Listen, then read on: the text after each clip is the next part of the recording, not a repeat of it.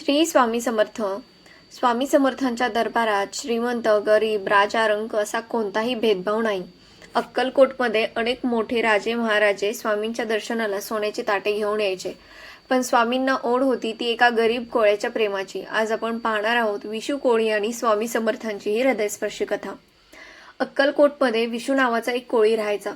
तो अत्यंत गरीब होता, पण त्याने स्वामींवर अतोनात प्रेम होते. तो रोज मासे पकडायचा आणि आपला उदरनिर्वाह करायचा, पण स्वामींचे दर्शन घेतल्याशिवाय तो पाणीही पित नसे.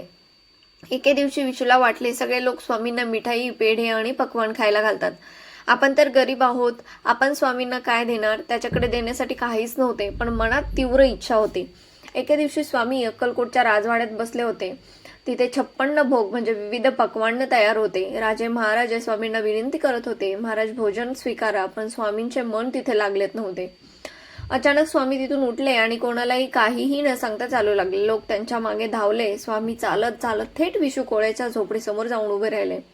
विशूने जेव्हा पाहिले की साक्षात ब्रह्मांड नायक त्यांच्या दारात उभा आहेत, तेव्हा त्याला काय करावे सुचेना. तो आनंदाने रडू लागला. विशू म्हणाला, स्वामी, माझ्याकडे तुम्हाला द्यायला काहीच नाही, मी अत्यंत गरीब आहे. स्वामींनी हसून विचारले, अरे विशा, तुझ्या घाटोड्यात काय आहे? विशूच्या घाटोड्यात काही सुके शिळ्या भाकरीचे तुकडे आणि थोडी चटणी होती. त्याला ते स्वामींना द्यायला संकोच वाटत होता, पण स्वामींनी स्वतःहून ते गाठोडं ओढलं आणि अत्यंत आवडीने ते सुके तुकडे खाऊ लागले. राजवाड्यातील पक्वान्न नाकारणाऱ्या स्वामींनी विशूच्या झोपडीतल्या शिळ्या भाकरीचा तुकडा प्रेमाने खाल्ला. आणि स्वामींनी सर्वांना हे दाखवून दिले की त्यांच्या सोन्याच्या ताटाची भूक नाही, तर भक्ताच्या खऱ्या प्रेमाची भूक आहे.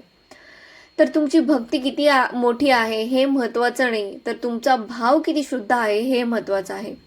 स्वामींकडे काही मागण्यापेक्षा त्यांना फक्त प्रेम द्या, ते तुमच्या झोपडीतही धावून येतील.